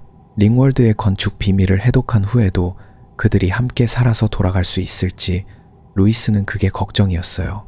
텅 빈 광장에서 부서진 기념물을 바라보며 루이스는 잠시 이 도시를 가득 채웠을 사람들을 상상했어요. 그들도 처음엔 이 거대하고 완벽한 세계 안에서 안전하다고 느꼈을 거예요. 영원히 부서지지 않는 재료로 지어진 도시에서 무한한 에너지를 품은 항성주의를 돌며 수십억 명이 살아갔을 테니까요. 그런데 지금은 이렇게 텅 비어 있었어요. 건물은 멀쩡한데 사람이 없는 세계, 기술은 남아있는데 그 기술을 만든 존재들은 사라진 세계, 그게 링월드였어요. 그리고 그 공허함이 니서스의 계획보다 훨씬 더 무거운 무언가를 루이스의 가슴 안에 남겼어요. 챕터 8. 링월드의 설계자를 찾아서 루이스가 그 공허함을 가슴에 품은 채로 발걸음을 옮겼을 때 텅 빈 도시는 여전히 말이 없었어요. 건물들은 수만 년의 세월을 견뎌왔고 재료 자체가 부식을 거부하는 것처럼 말끔했지만 그 안에 살았을 존재들의 흔적은 어디에도 남아있지 않았어요. 가구도 도구도 기록도 없었어요. 마치 누군가가 아주 꼼꼼하게 생명의 흔적만을 골라서 지워버린 것 같았죠. 루이스는 그 생각이 단순한 비유가 아닐 수도 있다는 걸 점점 실감하기 시작했어요. 링월드의 원주민들이 기술적으로 퇴보한 이유, 한때 찬란했을 문명이 도구 하나 남기지 않고 사라진 이유, 그 모든 것이 우연이나 자연적인 쇠퇴로는 설명이 되지 않았거든요. 뭔가 훨씬 더 체계적인 붕괴가 있었던 거예요. 그리고 그 붕괴의 원인을 찾으려면 이 구조물을 처음 설계하고 만들었던 존재들에 대해 이해해야 했어요. 네서스가 조용히 말했어요. 링월드의 건설자들을 피지배자들의 언어로는 링월드 엔지니어라고 부른다고요. 아직 그들의 정체가 완전히 밝혀지지 않았지만 피지배자들의 천문학적 기록에는 매우 오래전 이 방향의 은하에서 극히 이례적인 수준의 지성이 활동했다는 간접적인 증거들이 있다고 했어요. 링월드를 만들 수 있는 종족이라면 그 기술력은 피지배자들조차 충분히 경외할 만한 수준이었을 거예요. 항성 하나를 에워싸는 구조물을 건설하려면 행성 몇 개를 통째로 분해해서 재료로 사용해야 하거든요. 우리 태양계로 치면 목성 크기의 행성을 10개 이상 해체해서 균일하게 가공한 다음 그걸 조립해야 한다는 이야기예요. 그 작업을 실제로 해낸 존재들이 이 구조물 안에 살았다는 사실이 루이스에게는 여전히 실감이 나지 않았어요. 탐험대가 새로운 이동수단을 찾은 건 그 도시를 벗어난 지 한참 후였어요. 플리스가 발견한 것은 일종의 자기부상 궤도 시스템이었는데 링월드의 지표면을 따라 이어지는 이 레일은 놀랍게도 여전히 작동하고 있었어요. 수만 년이 지났는데도 에너지가 공급되고 있다는 건 링월드의 동력 시스템이 아직 살아있다는 의미였어요. 탐험대는 그 레일 위에 남겨진 차량 하나를 찾아냈고 루이스가 조작법을 파악하는 데는 그리 오래 걸리지 않았어요. 링월드 원주민들의 기술이 퇴보했다고는 해도 이 차량을 만든 건 원주민이 아니라 최초의 건설자들이었으니까요. 그리고 그 기술은 루이스 같은 인간도 직관적으로 다룰 수 있을 만큼 정교하게 설계되어 있었어요. 차량이 속도를 높이면서 링월드의 지형이 빠르게 바뀌기 시작했어요. 초원이 지나가고 광대한 산맥이 멀리서 천천히 모습을 드러냈어요. 링월드의 산은 지구의 산과 근본적으로 달랐어요. 지구에서 산은 판구조론의 산물이에요. 두 지각판이 충돌하거나 멘틀의 물질이 솟아오르면서 만들어지죠. 하지만 링월드에는 판구조론이 존재하지 않아요. 이 구조물의 바닥은 지구의 지각처럼 움직이는 게 아니라 하나의 거대한 고체 바닥재로 이루어져 있거든요. 그렇다면 링월드의 산은 어떻게 만들어졌을까요? 답은 간단했어요. 누군가가 의도적으로 배치한 거예요. 산맥 하나하나가 설계도에 따라 놓인 조형물이었던 셈이죠. 그 생각이 마음속에 자리를 잡자마자 루이스는 지나쳐온 모든 지형을 새롭게 보게 됐어요. 강의 흐름이 너무 규칙적이에요. 산맥의 배치가 기후 조절에 최적화되어 있어요. 평원의 크기와 토양 성분이 농업적 활용을 염두에 둔 것처럼 보여요. 링월드의 자연이라고 생각했던 모든 것이 사실은 자연이 아니었어요. 그건 전부 설계였어요. 수백만 킬로미터에 걸쳐 펼쳐진 지형 전체가 누군가의 의도가 담긴 거대한 정원이었던 거예요. 지구 전체를 하나의 공원으로 설계한다고 생각해보면 조금은 가늠이 될 수도 있겠지만 링월드의 스케일은 그것과도 비교가 되지 않았어요. 지구 표면적의 300만 배에 달하는 공간을 이렇게 세밀하게 설계했다는 건 그 건설자들의 사고 규모 자체가 인간이나 피지배자, 크진족과는 차원이 달랐다는 뜻이었어요. 탐험대가 목적지로 삼은 것은 링월드의 그늘 정사각형 제어 시설이었어요. 그늘 정사각형, 즉 섀도우 스퀘어는 링월드의 밤을 만들어주는 장치예요. 링월드는 항성 주위를 돌고 있기 때문에 내부 표면은 원리상 항상 햇빛을 받게 되어 있어요. 낮만 계속되는 세계에서 생태계가 제대로 유지되려면 밤이 필요하고 링월드의 설계자들은 그 문제를 아주 독창적인 방법으로 해결했어요. 항성과 링월드 사이의 공간에 거대한 불투명 패널을 여러 장 배치해서 그 패널들이 정기적으로 햇빛을 차단하도록 만든 거예요. 각각의 패널 크기는 링월드 내부 표면 기준으로 수십만 킬로미터에 달하는데 그게 12장이 일정한 간격으로 배치되어 있어요. 마치 거대한 베네치안 블라인드가 항성을 감싸고 있는 것처럼요. 그 제어시설에 접근하는 건 쉽지 않았어요. 탐험대가 레일을 따라 이동하면서 확인한 건 그 시설이 링월드의 내부 표면이 아니라 림월, 즉 링월드의 측면 벽 근처에 위치한다는 사실이었어요. 림월은 링월드의 가장자리를 맡고 있는 거대한 장벽인데 높이가 무려 1600km에 달해요. 지구 대기권 전체 높이의 수십 배죠. 그게 링월드 안쪽의 대기가 우주로 새어나가지 않도록 붙잡아주는 거예요. 탐험대의 우주선이 처음 링월드에 추락했을 때 충돌한 것도 바로 그 그늘 정사각형의 와이어였고 그 와이어를 타고 림월 방향으로 이동하면 제어시설에 접근할 수 있을 것 같았어요. 가까워질수록 링월드의 스케일이 더욱 실감나게 다가왔어요. 지평선이 사라지지 않아요. 지구에서는 어느 방향으로 보든 지평선이 내려앉지만 링월드 안에서는 지면이 앞뒤로 끝없이 뻗어 올라가다가 결국 위로 휘어져요. 발 아래의 땅이 사실은 자신이 서 있는 고리의 안쪽 표면이라는 걸 눈으로 직접 확인할 수 있었어요. 충분히 먼 곳을 바라보면 수천 킬로미터 떨어진 지형이 하늘 위에 거꾸로 펼쳐져 있는 것처럼 보였어요. 구름과 산과 바다가 천장처럼 머리 위에 매달려 있는 그 광경은 루이스가 수십 년간 우주를 여행하면서도 한 번도 경험하지 못한 방식으로 뇌를 혼란스럽게 만들었어요. 피피는 그 풍경 앞에서도 별다른 감흥을 드러내지 않았어요. 크진족의 감수성이 인간과 다른 건지 아니면 워낙 경계를 늦추지 않는 성격이라서 감탄할 여유가 없는 건지 그는 계속 주변을 살피면서 위협 요소를 탐색하고 있었어요. 어떻게 보면 그게 더 현명한 태도였어요. 링월드는 경이로운 곳이었지만 동시에 언제 어디서 무슨 일이 생길지 모르는 곳이기도 했으니까요. 네서스는 제어시설의 구조를 분석하면서 점점 더 흥분된 상태가 되어가고 있었어요. 피지배자에게 흥분이란 고개를 두목 사이에 깊이 파묻는 행동으로 나타나기도 하고 반대로 두 머리를 활짝 치켜 올리면서 주변을 분주하게 둘러보는 행동으로 나타나기도 해요. 니서스는 후자였어요. 두 머리가 번갈아가며 다른 방향을 살피고 발굽이 빠른 리듬으로 바닥을 두드리고 있었죠. 그가 발견한 것은 제어시설의 작동 원리가 단순한 기계적 시스템이 아니라는 사실이었어요. 그늘 정사각형의 위치와 각도를 제어하는 이 시스템은 링월드 전체의 기후와 생태 조건을 통합적으로 조율하는 상위 시스템과 연결되어 있었어요. 말하자면 이건 스위치 하나가 아니라 링월드라는 거대한 생태계 전체의 신경망에 해당하는 시설이었던 거예요. 루이스는 그 규모가 담고 있는 함의를 천천히 받아들이기 시작했어요. 링월드의 건설자들은 이 구조물을 단순한 거주 공간으로 만든 게 아니었어요.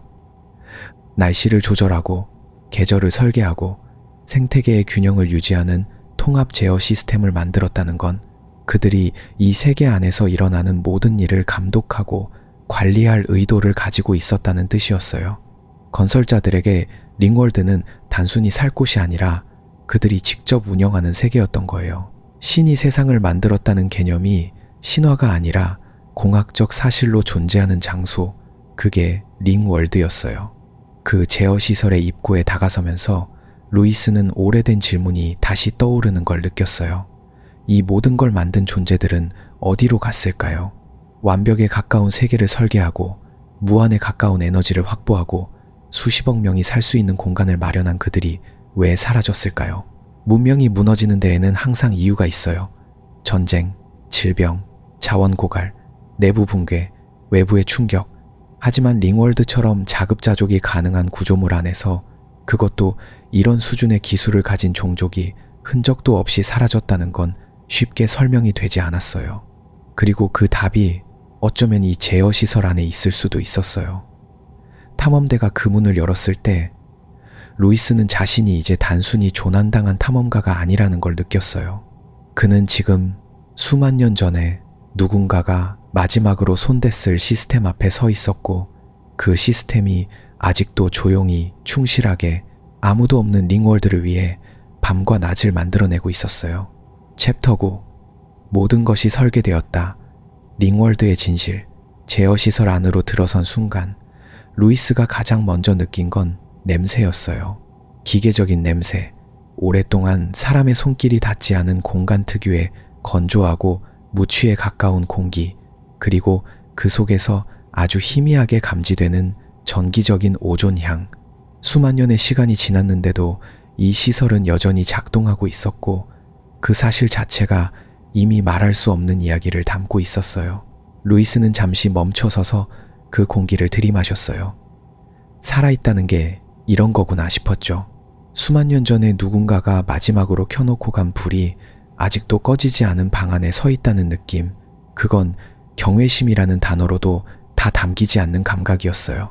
네서스는 이미 내부의 제어 패널 앞에 자리를 잡고 있었어요.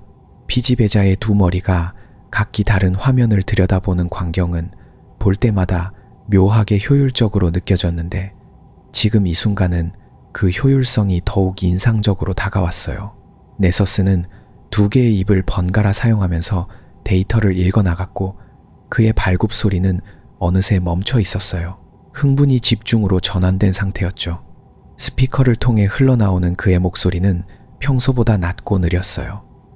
무언가를 조심스럽게 다루는 사람이 말을 천천히 고르는 것처럼요. 그가 말한 건 이랬어요. 이 시설은 링월드의 조명 제어 시스템이기도 하지만 동시에 링월드 전체의 생물학적 데이터베이스와 연결된 관리 노드이기도 하다는 것이었어요.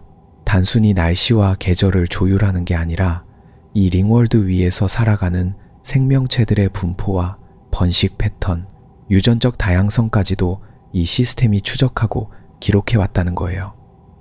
루이스는 그 말을 듣고 잠시 아무 말도 하지 못했어요. 생명체들의 유전적 다양성, 그 단어가 머릿속에서 이상하게 울렸거든요. 스피커를 통해 스타를 통역해주는 티라의 목소리가 들려왔어요. 티라는 니서스가 읽어주는 데이터를 받아 스타에게 전달하고 있었는데, 스타의 반응은 의외로 담담했어요. 카우틀리 행성계에서 온 이 전사는 이미 링월드의 규모에 어느 정도 적응한 상태였고, 지금 이 순간의 충격도 분노보다는 냉정한 분석으로 소화하고 있었어요. 그가 던진 질문은 핵심을 찌르는 것이었어요. 건설자들이 이 데이터베이스를 만든 건 무엇을 위해서냐는 거죠. 네서스가 잠시 침묵했어요. 피지배자에게 있어서 그런 침묵은 모른다는 표현이 아니에요. 알고 있지만 어떻게 말해야 할지 고르고 있다는 표현에 가깝죠. 그가 결국 꺼낸 말은 이 데이터베이스가 단방향이 아니라는 것이었어요. 기록만 하는 게 아니라 조율도 하고 있다는 거예요. 특정 유전적 특성이 너무 빠르게 확산되는 걸 억제하거나 반대로 유용한 특성이 개체군 내에서 퍼져나가도록 환경 조건을 미세하게 바꾸는 역할을 이 시스템이 해왔다는 것이었어요. 말하자면 이 링월드는 단순한 거주 공간이 아니었던 거예요. 이건 실험실이었어요. 루이스의 머릿속에서 무언가가 조용히 맞물리기 시작했어요. 조각들이 제자리를 찾아가는 느낌. 그런데 그 조각들이 만들어내는 그림이 생각했던 것보다 훨씬 크다는 걸 깨달아가는 그 순간의 감각이었어요. 그는 티라를 바라봤어요. 티라는 네서스의 말을 스타에게 전달하면서도 그 내용이 자신과 어떤 연관이 있는지 아직은 인식하지 못하는 표정이었어요. 루이스는 그 표정을 보면서 무언가를 말해야 할 것 같은 충동을 느꼈지만 아직은 아니었어요. 더 들어야 했어요. 데이터베이스 안에는 피지배자에 관한 기록도 있었어요. 네서스가 그 부분을 읽기 시작했을 때 그의 두 머리 중 하나가 잠깐 멈추는 게 보였어요. 피지배자는 우주에서 가장 겁이 많은 종족 중 하나로 알려져 있어요. 그들의 겁쟁이 기질은 단순한 성격의 문제가 아니라 진화적인 특성이에요. 위험을 피하는 쪽으로 수백만 년 동안 자연 선택이 이루어진 결과죠. 그런데 이 데이터베이스는 피지배자들의 조상이 링월드 위에 살았던 시기의 유전적 기록을 포함하고 있었어요. 그리고 그 기록은 피지배자들의 현재 유전적 특성 중 일부가 자연 선택만으로는 설명되기 어려운 속도로 개체군 내에 확산된 흔적을 보여주고 있었어요. 루이스는 그 말을 듣고 눈을 천천히 감았다가 떴어요. 피지배자들은 자신들이 스스로 진화했다고 생각해요. 수백만 년 전 자신들의 조상들이 이 링월드 위에서 살았다는 역사적 사실도 링월드가 그들의 진화에 영향을 미쳤을 거라는 가능성도 지금 이 순간 이전에는 그들의 공식적인 역사 서술에 포함되지 않았어요. 그런데 이 시스템이 말하는 건 피지배자들의 겁쟁이 기질 자체가 이 링월드에서 의도적으로 강화되었을 수도 있다는 거예요. 누군가가 그들을 그렇게 만들었을 수도 있다는 거죠. 네서스는 그 해석에 대해 더 이상 말하지 않았어요. 피지배자로서 그 함의를 온전히 받아들이기에는 너무 가까운 이야기였을 거예요. 자신의 종족 전체가 설계된 존재일 수도 있다는 가능성은 아무리 냉정한 개체라도 쉽게 소화할 수 있는 종류의 진실이 아니었어요. 루이스는 그를 재촉하지 않았어요. 어떤 진실은 발견하는 순간보다 소화하는 시간이 더 길게 필요한 법이니까요. 그런데 루이스의 머릿속에서 맞물려 가고 있는 조각들은 여기서 멈추지 않았어요. 피지배자들의 유전자 조작 가능성이라는 조각이 자리를 잡자 그 바로 옆에서 다른 조각 하나가 조용히 흔들렸어요. 티라였어요. 루이스가 티라를 알게 된 건 완전히 우연처럼 보이는 상황에서였어요. 아니, 우연처럼 보이는 게 아니라 그건 정말 우연이었어요. 아니면 그렇게 생각했었죠. 티라 브라운. 이 이름을 가진 여성은 200년 인류의 역사에서 상당히 독특한 존재예요. 지구의 장수 문명이 만들어낸 로또 추첨제도, 즉 아이를 가질 권리를 경쟁으로 배분하는 그 시스템 안에서 티라의 조상들은 대대로 그 추첨에 당첨되어 왔어요. 수백 년에 걸쳐 계속해서 아이를 낳을 자격을 획득한 가문, 그 확률이 순수한 우연으로 설명될 수 있는 수준을 이미 한참 전에 벗어났다는 건 루이스도 처음 만났을 때부터 알고 있었어요. 그래서 그녀를 행운아라고 불렀죠. 그냥 운이 좋은 사람. 그런데 지금 이 시스템이 보여주는 그림은 그 행운이 유전자 수준에서 실제로 존재하는 특성일 가능성을 제시하고 있었어요. 행운이라고 부를 수 있는 무언가, 즉 복잡한 상황에서 생존에 유리한 결과가 나오는 방향으로 미세하게 작용하는 어떤 경향성이 실제로 유전적으로 전달될 수 있는 형질일 수 있다는 거예요. 양자 역학적 수준에서의 민감성, 확률의 분포를 미세하게 비트는 신경계의 반응, 아직 과학적으로 완전히 기술되지 않은 어떤 메커니즘, 그게 무엇이든 간에 행운이 실제하는 유전자라면요. 루이스는 그 생각의 끝에서 조용히 자리를 잡았어요. 피지배자들이 수백만 년 전 이 링월드 위에 살았고 그 시간 동안 이 시스템이 그들의 유전자를 조율해 왔다면 그리고 그 조율의 방향이 겁쟁이 기지를 강화하는 것이었다면 건설자들은 그 조율을 통해 무엇을 얻으려 했을까요? 이 질문의 답이 또 다른 조각을 당겨왔어요.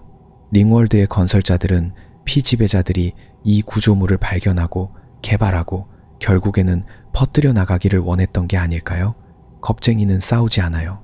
겁쟁이는 생존을 선택하고 퍼져나가고 위험을 피해 더 넓은 공간으로 이동하죠. 만약 누군가가 자신의 유산을 우주 전역으로 퍼뜨릴 종족을 설계하려 했다면 겁쟁이가 어쩌면 최적의 선택이었을 수 있어요. 그리고 티라의 행운 유전자로 시선을 돌리면 또 다른 이야기가 펼쳐졌어요. 인류가 지구 밖으로 나가 우주를 탐험하는 이 시대에 예측 불가능한 상황에서 생존 가능성을 높여주는 어떤 특성이 인류의 유전자 풀 안에 조용히 자리를 잡아왔다면요. 누군가가 인류가 이 링월드에 도달하는 순간을 위해 아니면 그 이상의 무언가를 위해 수백 년에 걸쳐 인류의 유전자를 조율해 왔다면요. 그 조율이 지구의 로또 제도라는 형태로 아이를 낳을 자격을 경쟁시키는 그 제도를 통해 행운을 가진 유전자가 세대를 거듭하며 더 많은 후손을 남기도록 만들어진 것이라면요. 루이스는 그 생각을 끝까지 밀고 나갔어요. 피지배자들이 링월드의 존재를 알고 있었어요. 그들은 이 탐험에 네서스를 보냈어요. 그들은 인류의 대표자로 루이스를 선택했고 함께할 인간으로 티라를 데려오도록 유도했어요. 피지배자들이 링월드로 향하는 탐험대를 꾸리면서 행운아를 포함시킨 건 단순한 여분의 안전장치가 아니었을 수도 있어요. 어쩌면 그 행운의 유전자 자체가 이 링월드와 연결된 아주 긴 설계의 일부였을 수도 있는 거예요. 그 생각이 뇌리를 스치는 순간 루이스는 티라를 다시 바라봤어요. 그녀는 여전히 스타 옆에 서서 니서스의 말을 번역하고 있었어요. 황금빛 머리카락, 태어날 때부터 행운을 타고났다는 그 여성. 그녀는 자신이 어떤 이야기의 일부인지 아직 알지 못했어요. 그리고 루이스는 지금 그 이야기 전체를 처음으로 한눈에 바라보고 있는 사람이 자기 자신이라는 걸 느끼고 있었어요. 건설자들은 사라졌어요. 하지만 그들이 남긴 건 링월드만이 아니었어요. 그들은 링월드를 통해 여러 종족의 유전자를 빚어왔고 그 종족들 중 일부는 지금 이 순간에도 우주 곳곳에서 살아가고 있었어요. 피지배자들의 겁쟁이 기질, 인류 안에 조용히 퍼져온 행운의 유전자, 이것들이 모두 한 줄기로 이어진다면 링월드는 완성된 작품이 아니에요. 이건 여전히 진행 중인 계획이었어요. 누군가가 수만 년 전에 시작해서 지금 이 순간 루이스와 티라와 네서스와 스타가 이 자리에 서 있는 것까지를 포함하는 어마어마하게 긴 계획의 어느 한 챕터였던 거예요. 루이스는 말하지 않았어요. 소리내어 말할 수 있는 종류의 깨달음이 아니었거든요. 그는 그냥 서 있었어요. 제어 패널 앞에 수만 년 된 시스템이 여전히 조용히 돌아가는 공간 안에 자신이 설계의 일부일 수도 있다는 가능성을 처음으로 온몸으로 받아들이면서요. 이 탐험은 링월드를 발견하러 온 게 아니었는지도 몰라요. 링월드가 이 탐험대를 정확히 이 구성으로 정확히 이 시점에 여기로 불러들인 것일 수도 있었으니까요. 챕터 10. 귀환, 그리고 우주의 의미. 그 침묵은 꽤 오래 이어졌어요. 루이스 우는 제어 패널 앞에 그렇게 서 있었고 패널 위의 불빛들은 수만 년 전과 똑같은 리듬으로 깜빡이고 있었어요. 아무도 먼저 말을 꺼내지 않았어요. T라는 루이스의 표정에서 무언가를 읽었는지 조용히 그를 바라보고 있었고 스피커 2 애니멀스는 이 공간의 무게를 본능적으로 감지했는지 평소보다 훨씬 작은 목소리로 숨을 고르고 있었어요. 네서스만이 특유의 2개짜리 머리를 좌우로 천천히 흔들며 출구 쪽을 계속 힐끔거렸는데 그건 그의 피지배자 본능이 이 장소에서 하루빨리 벗어나야 한다고 외치는 신호였어요. 살아 돌아가야 했어요. 그것만큼은 분명했어요. 아무리 경이로운 발견 앞에서도 아무리 거대한 설계의 윤곽이 눈앞에 펼쳐졌다 해도 지금 이 순간 이들에게 필요한 건 탈출이었어요. 링월드는 여전히 위험한 곳이었거든요. 건설자들이 남긴 시스템이 작동하고 있다고 해서 그것이 이 탐험대를 환영한다는 의미는 아니었어요. 오히려 반대였어요. 수만 년간 아무도 건드리지 않았던 기계들이 살아있다는 건 이 공간이 그만큼 오랫동안 외부와 단절된 채로 자기만의 논리로 돌아왔다는 뜻이기도 했어요. 네서스가 먼저 움직이기 시작했어요. 그는 타고난 겁쟁이였지만 바로 그 본능이 생존에 가장 최적화된 판단을 내리게 했어요. 피지배자라는 종족 전체가 수백만 년에 걸쳐 위험한 상황에서 살아남은 것은 용기 있는 개체 덕분이 아니라 위험을 누구보다 먼저 알아채고 누구보다 빠르게 도망친 개체들 덕분이었거든요. 그리고 지금 네서스의 세 다리는 출구 방향으로 아주 조금씩 그러나 꾸준히 이동하고 있었어요. 루이스는 그 움직임을 보면서 피식 웃었어요. 네서스다운 행동이었어요.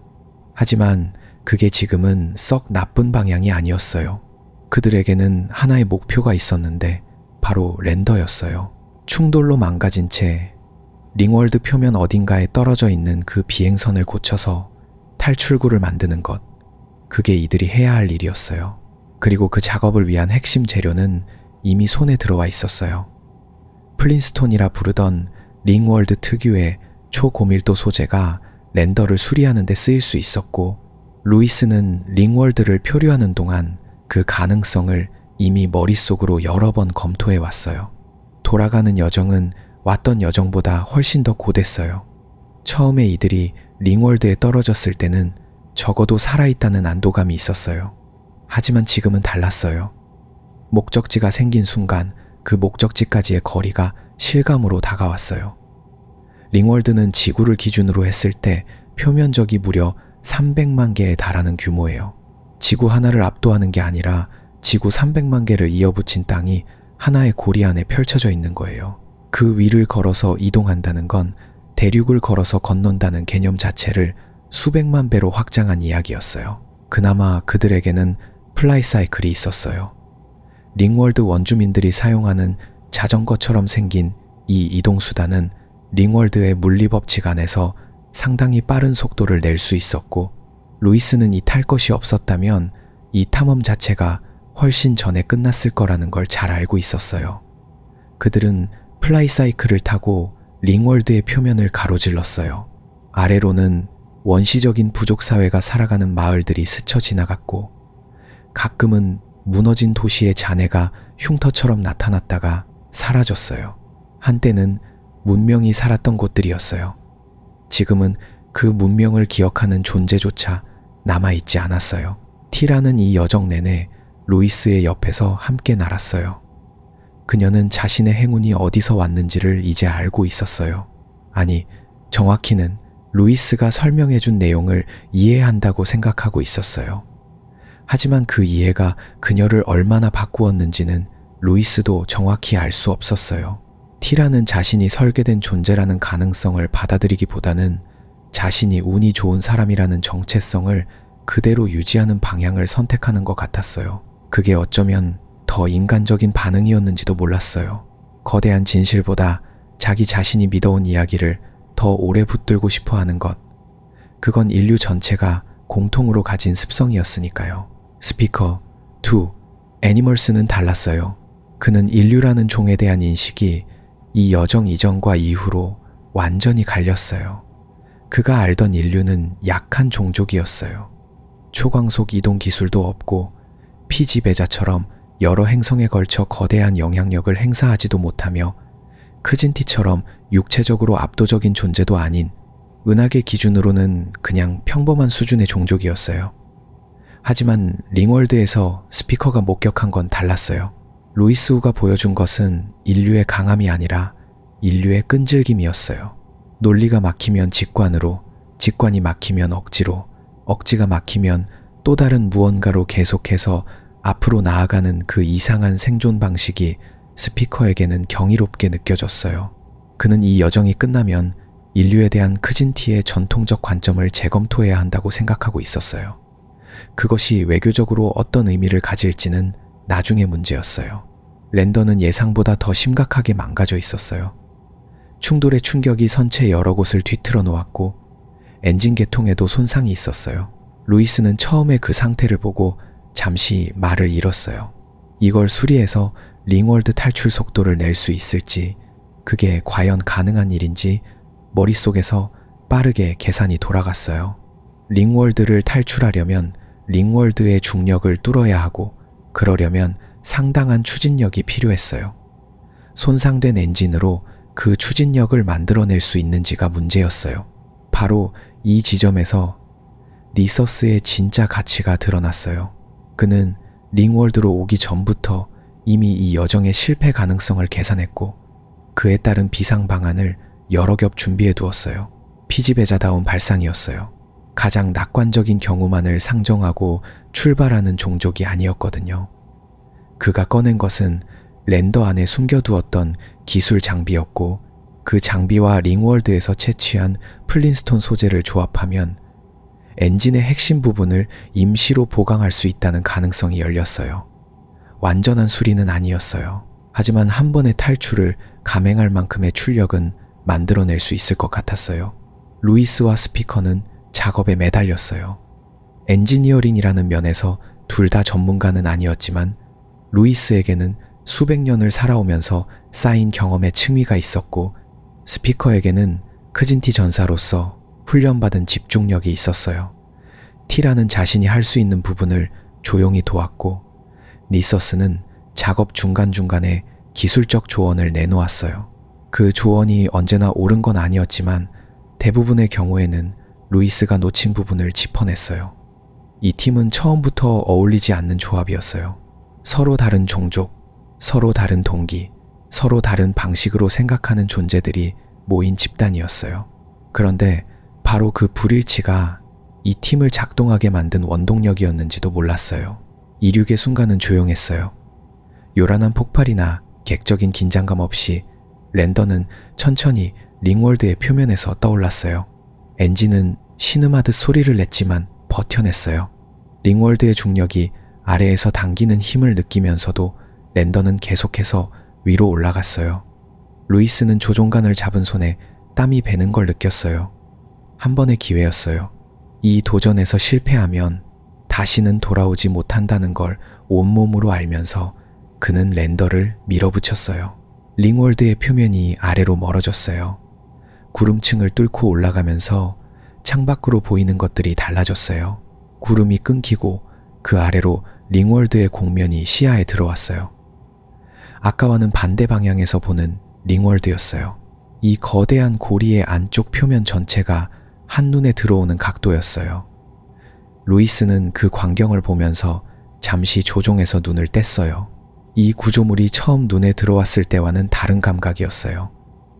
처음에는 경이로움이었다면 지금은 이 경이로움에 슬픔이 섞여 있었어요. 이 모든 것을 만든 이들이 사라졌다는 것, 이 아름다움이 텅 빈 집이라는 것이 이제는 실감으로 느껴졌어요. 링월드를 완전히 벗어나 우주 공간으로 나오는 순간 탐험대는 한동안 아무 말도 하지 않았어요. 밖에는 별들이 있었어요. 링월드에 들어오기 전부터 존재했던 그 별들이 그대로 거기 있었어요. 우주는 변하지 않았어요. 달라진 건 이 랜더 안에 내 존재였어요. 귀환의 여정에서 루이스는 많은 시간을 생각하며 보냈어요. 그는 이번 탐험이 자신에게 무엇을 남겼는지를 정리하려 했어요. 그런데 그게 생각처럼 쉽지 않았어요. 얻은 것들을 꼽자면 끝이 없었어요. 링월드라는 존재를 알게 됐고, 건설자들이라는 수수께끼를 마주했고, 피지배자와 인류의 역사가 생각보다 훨씬 깊게 얽혀 있다는 사실도 알게 됐어요. 그리고 스피커와 티라와 네서스라는 세 존재가 단순한 동행 이상의 의미로 기억 안에 새겨졌어요. 하지만 잃은 것도 있었어요. 루이스 우는 이 탐험 이전에도 우주에 대해 꽤 많이 안다고 생각했어요. 200살이 넘는 나이 동안 다양한 곳을 다녔고, 다양한 종족을 만났고, 다양한 상황을 헤쳐왔어요. 그 경험들이 그에게 어느 정도의 확신을 줬어요. 세상이 이 정도의 크기라는, 우주가 이 정도의 복잡함을 가졌다는 감각 같은 것이었어요.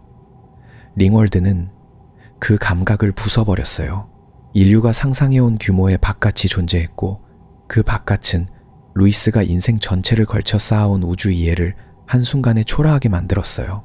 그 초라함은 불쾌한 것이 아니었어요. 하지만 한번 느끼고 나면 되돌아갈 수 없는 종류의 감각이기도 했어요. 그는 이전의 자신으로 돌아갈 수 없었어요. 그리고 가장 조용한 방식으로 그를 흔든 질문이 하나 있었어요. 설계된 세계에서 자유는 가능한가? 라는 질문이었어요. 링월드는 누군가가 만든 세계예요.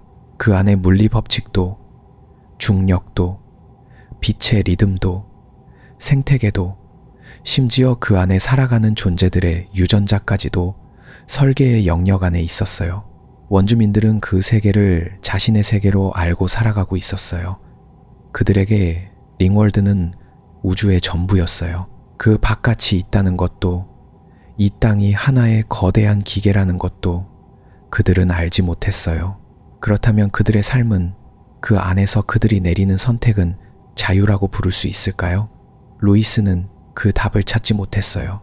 하지만 한 걸음 더 나아가면 이 질문은 링월드에만 해당하지 않는다는 생각이 그를 찾아왔어요.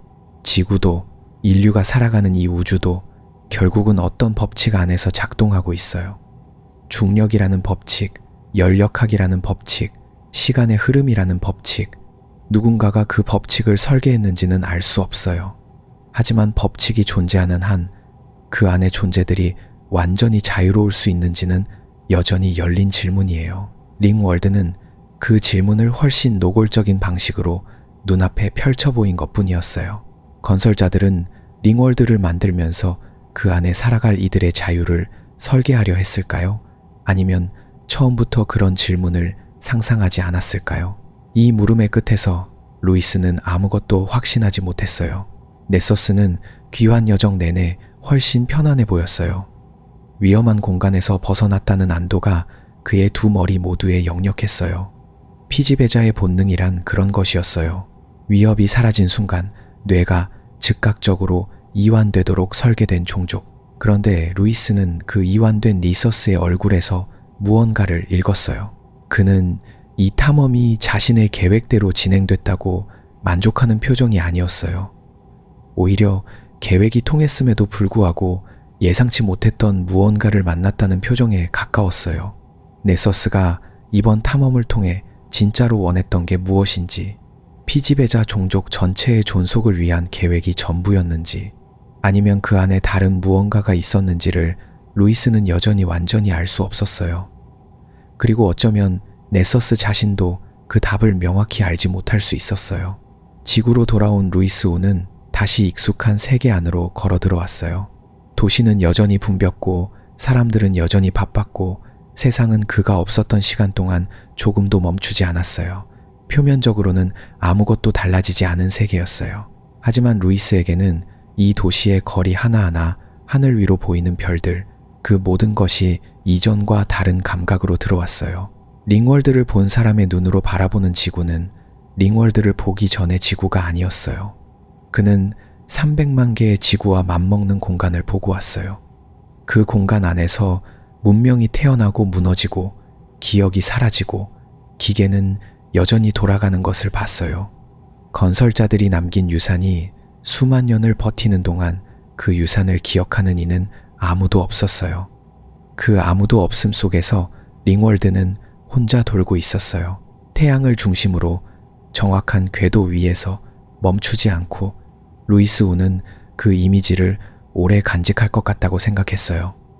링월드를 탈출할 때 창밖으로 마지막으로 본 그 모습, 고리 형태의 구조물이 별빛을 받으며 거대한 침묵 속에 떠있던 그 장면이 그의 기억 안에서 쉽게 지워지지 않을 것 같았어요. 그건 공포가 아니었어요. 경이로움도 이미 지나간 감정이었어요. 거기 남은 건 아주 오래되고 아주 광대한 무언가 앞에서 인간이 느끼는 가장 조용한 형태의 겸손이었어요. 링월드는 여전히 거기 있어요. 누군가의 별 주위를 돌면서 아무것도 기다리지 않으면서 그냥 존재하고 있어요. 루이스 우가 돌아간 뒤에도 그 다음 탐험자가 오든 오지 않든 링월드는 계속 돌고 있을 거예요. 설계된 대로 수십만 년을 그래왔던 것처럼 앞으로도 그렇게